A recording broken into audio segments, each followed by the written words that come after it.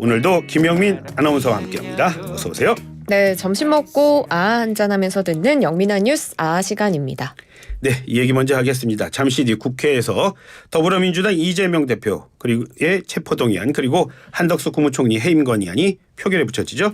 네, 어제 본회의에 보고된 이재명 대표의 체포동의안 그리고 한덕수 국무총리의 해임 건의안이 잠시 후 오후 2시에 국회 본회의에서 함께 표결에 붙여집니다. 해임 건의안이 먼저 그리고 체포동의안이 그 뒤로 이제 무기명 투표에 붙여질 예정인데요. 제1야당 대표 그리고 또 내각 수반의 거취를 함께 다투는 정말 초유의 표 대결이라서 관심이 집중되고 있습니다. 네, 오프닝에서도 말씀드렸지만 이재명 대표가 자신의 소셜미디어를 통해서 부결을 호소했습니다. 네, 그렇습니다. 이재명 대표가 어제 자신의 소셜미디어에 검찰 독재 폭주기관차 멈춰 세워주십시오 이런 제목의 글을 올렸는데요. 명백히 불법 부당한 이번 체포동의안 가결, 정치검찰의 공작 수사에 날개를 달아줄 것이다 이렇게 말하면서 사실상 부결을 촉구했습니다. 이 대표가 체포동의안 표결을 앞두고 관련 입장을 낸 건 처음인데요. 이재명 대표 오늘 자신의 체포동의안 표결이 이루어지는 국회 본회의에는 참석하지 않기로 했습니다. 네, 민주당 이탈표가 얼마나 나올지 거기에 지금 관심이 많다고요? 네, 먼저 총리의 해임 건의안은 민주당이 단독으로 통과시킬 수 있습니다. 한 총리 해임 건의안 가결되면 국회에서 국무총리 해임 건의안이 통과된 첫 사례가 되는데요. 다만 말 그대로 건의안이기 때문에 강제성은 없습니다. 이제 이 대표의 체포동의안 가결 요건을 살펴볼 텐데 재적의원 과반 출석에 출석의원 과반 찬성이 돼야지만 가결이 됩니다. 현재 재적의원은 298명이고요.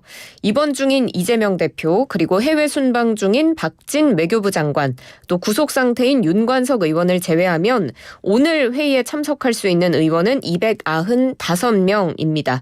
이 경우에 가결 정족수는 148명이 됩니다.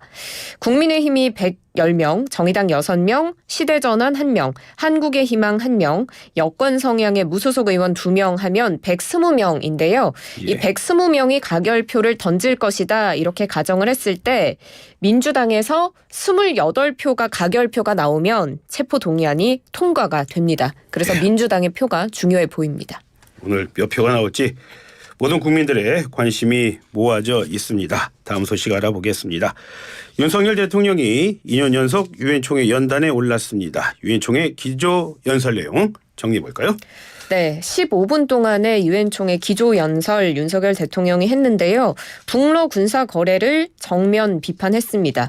북러 군사 거래, 우크라이나뿐만 아니라 대한민국의 안보와 평화를 직접적으로 겨냥한 도발이 될 것이다 이렇게 말하면서 대한민국과 동맹 또 우방국들은 이를 좌시하지 않겠다라는 입장을 분명히 했습니다. 또 러시아를 겨냥하기도 했는데요. 유엔 안전보장이사회 상임이사국이 다른 주권 국가를 무력 침공해서 전쟁을 일으키고 또 무기와 군수품을 유엔 안보리 결의 정면으로 위반하는 정권으로부터 지원받는 현실, 자기 모순적이다 이렇게 비판을 했고요. 그렇지만 또 다른 안보리 상임이사국인 중국은 언급하지 않았습니다. 그래서 한중 관계 개선 의지를 간접적으로 드러낸 것으로 풀이가 됩니다. 예. 이 외에도 세계 각국의 개발과 기후 문제 또 디지털 격차를 문제로 지적하면서 우리 한국의 재정적 기여 확대 또 협력 계획까지 설명했습니다. 예, 중국은 일절 언급하지 않았다. 2030년 세계 박람회 부산 유치를 위한 지지 역시도 호소했습니다. 그렇죠? 네, 기조연설의 마지막 부분 화두가 바로 이 부산 엑스포였습니다. 부산 엑스포가 지난해 연설에서는 없었던 내용인데요. 예. 올해는 전체 연설문 분량의 15.4%가 여기에 할애될 정도로 그 비중이 컸습니다.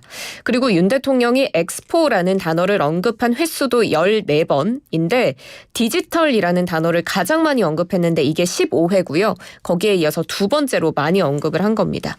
윤 대통령은 2030년 부산 엑스포는 연대의 엑스포가 될 것이다라고 말하면서 세계 시민이 위기를 함께 극복하면서 자유를 확장해 나가는 연대 플랫폼을 제공할 것이다 이렇게 밝혔습니다. 예. 어제 무소속 윤미향 의원이 2심에서 징역형의 집행유예를 선고받았습니다. 그 내용 한번 정리해 볼까요? 네, 정의기억연대 후원금 일부 횡령한 혐의 등으로 재판에 넘겨진 무소속 윤미향 의원이 어제 2심에서 징역 1년 6개월에 집행유예 3년 선고받았습니다. 1심에서는 사실 벌금형이 선고가 됐었죠. 벌금 1,500만 원이 선고됐는데 형량이 대폭 는 겁니다.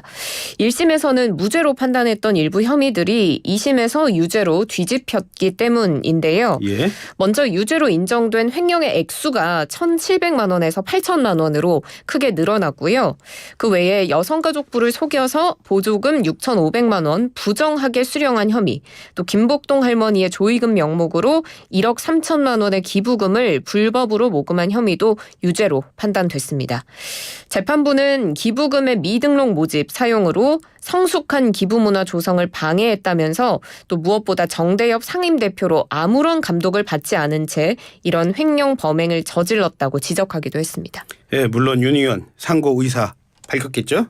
네, 윤 의원 상고 의사를 밝혔습니다. 선고 직후에 기자들과 만나서 2심 재판을 통해서 저의 무죄를 충분히 입증하기 위해 최선을 다했지만 이를 받아들여지지 않아서 이제 상고를 통해서 무죄를 입증하겠다라고 했고요. 이 일로 인해서 위안부 문제 해결을 위한 자신의 30년 운동이 폄훼되지 않도록 남은 기간 최선을 다하겠다고 말했습니다. 현역 국회의원은 집행유예를 포함해서 금고 이상의 형이 확정되면 예. 국회법 또 공직선거법에 따라 의원직을 상실하게 되는데요. 대법원에서 징역형이 확정되면 윤 의원은 의원직을 잃게 됩니다. 그러니까 2심대로 가면은 윤 의원이 의원직을 잃게 되는 거죠? 네, 그렇습니다. 예. 자, 다음 소식 알아보도록 하겠습니다. 음주 운전 후에 도주하던 20대를요. 경찰이 이번에 실탄을 쏴서 제압을 했다고요? 네, 음주운전을 하면서 경찰의 정차 요구를 무시한 채 달아나던 차량 운전자를 경찰이 실탄을 사용해서 검거했습니다.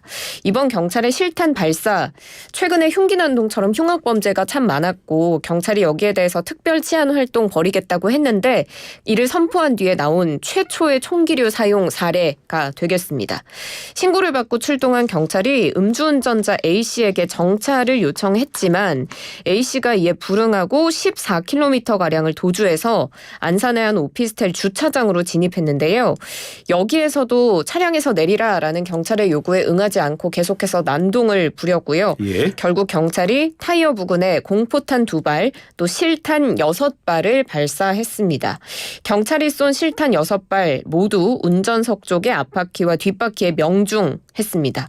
이어서 경찰은 3단봉 이용해서 차량의 유리를 깨고 A씨에게 테이저건 한 발을 쏴서 제압한 후에 현행범 체포했습니다. 지금 말로 전해주셔서 그렇지 그 주변이 아주 난리가 났겠는데요? 맞습니다. 차량이 무려 18대나 파손이 됐습니다. 6분가량의 난동을 벌였는데 이 과정에서 주차돼 있던 주민 차량 16대, 순찰차 2대가 파손됐습니다.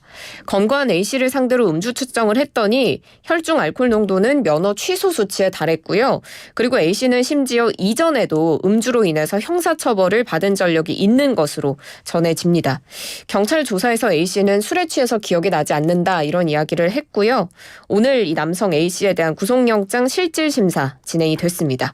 구속 여부는 이르면 오늘 결정됩니다. 예. 자, 마지막 소식입니다. 이 얘기로 지금 인터넷이 많이 뜨겁습니다.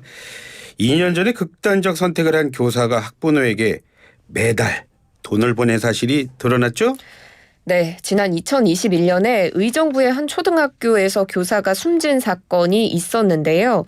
경기도 교육청이 이에 대해서 자체 감사를 실시한 결과 해당 교사에 대한 교육활동 침해 사례가 있었던 것으로 밝혀졌습니다. 예. 지난 2016년 6월에 수업 시간 중에 한 학생이 커터칼로 페트병을 자르는 과정에서 손을 다치는 일이 있었습니다. 여기에 대해서 학부모가 민원을 제기했고요. 해당 학부모는 경기도 학교안전공제회로부터 치료비 보상을 받았는데도 불구하고 교사에게 지속적으로 치료비 보상 요구를 한 것으로 전해집니다. 결국에 해당 교사가 월급날마다 사비로 매달 50만 원씩 8개월에 걸쳐서 총 400만 원의 보상금을 지급한 것으로 파악됐습니다. 예. 그렇게 돈을 보낸 교사가 결국은 극단적인 선택을 한 거죠? 네, 그렇죠? 그렇습니다. 예. 다른 학부모들도 해당 교사에게 부당한 요구를 했다고요? 네, 또 다른 학부모의 경우에는 2021년 3월부터 교사의 사망 당일인 같은 해 12월 8일까지 부당한 출석 처리를 요구한 것으로 조사가 됐는데요. 이 해당 기간 동안에 교사와 학부모가 무려 394건의 문자 메시지를 주고받은 것으로 드러났습니다. 또 다른 학부모의 경우에는 2021년 12월 6일부터 같은 해 12월 8일까지 자녀의 따돌림 문제로 다른 학생들의 공개 사과를 요구하는 등 숨진 교사에게 무리한 생활 지도를 요구한 것으로 나타났습니다.